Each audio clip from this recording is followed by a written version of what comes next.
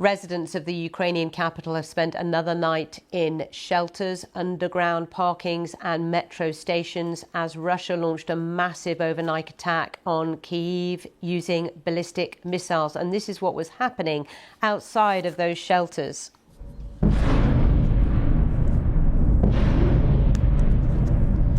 Ukrainian officials say the Russian bombardment killed at least 5 people and wounded dozens in the capital and its surrounding region.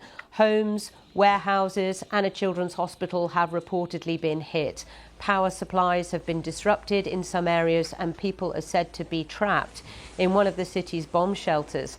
An air raid alert has been issued for most of Ukraine as other parts of the country were also under attack.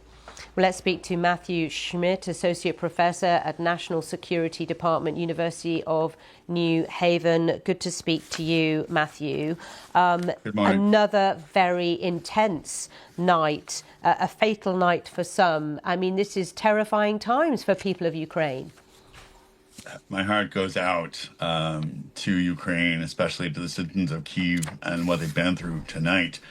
Unfortunately, it's probably going to continue because the capacity to have the ballistic missile interceptors, particularly the PAC-3s, is going down. Ukraine is basically at the bottom of its inventory, and Russia is increasing its production capacity of the missiles that are striking Kyiv right now.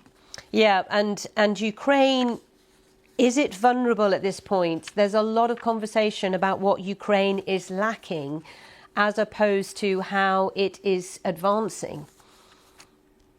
Yeah, Ukraine, like I said, probably has a dozen, maybe a couple of dozen interceptors swirled away for strategic sites.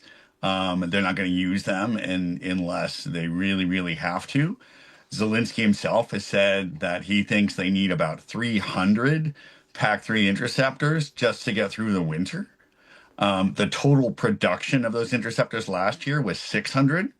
So it's really hard to see how Ukraine is going to meet that immediate need. NATO is trying to scrounge some up from constituent countries. Canada has offered some, but we don't know the numbers yet. We don't know how fast they're getting there. And we see attacks like tonight. We know they're not there yet. Yeah, and of course, President Putin, Moscow are keenly aware of this. They'll also be watching what's going on within Ukraine and the politics, and Ukraine's popular ex-defense minister Mikhailo Fedorov, who is calling for wartime elections. To what extent does that also weaken President Zelensky as he tries to, fight against Russia?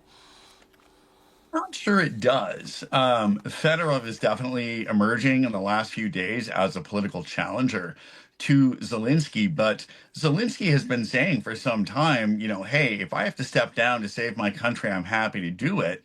And the bottom line on this is politics is happening in Ukraine. This is what makes Ukraine Ukraine and not Russia, right? Mm-hmm. People are on the streets. They're not getting arrested. They're not getting shot. Fedorov is there. He's able to engage in political speech and to organize. And so it's actually a very healthy sign for the country overall, whatever kind of immediate headache it may pose for the Zelensky administration. Yeah, sure. So actually, it's as you say, it's a sign of democracy in motion and in action in Ukraine, as opposed to what we're seeing in Russia. Matthew, we've got to leave it there. Thank you so much for your time. Matthew Schmidt there with his take on what's going on in Ukraine.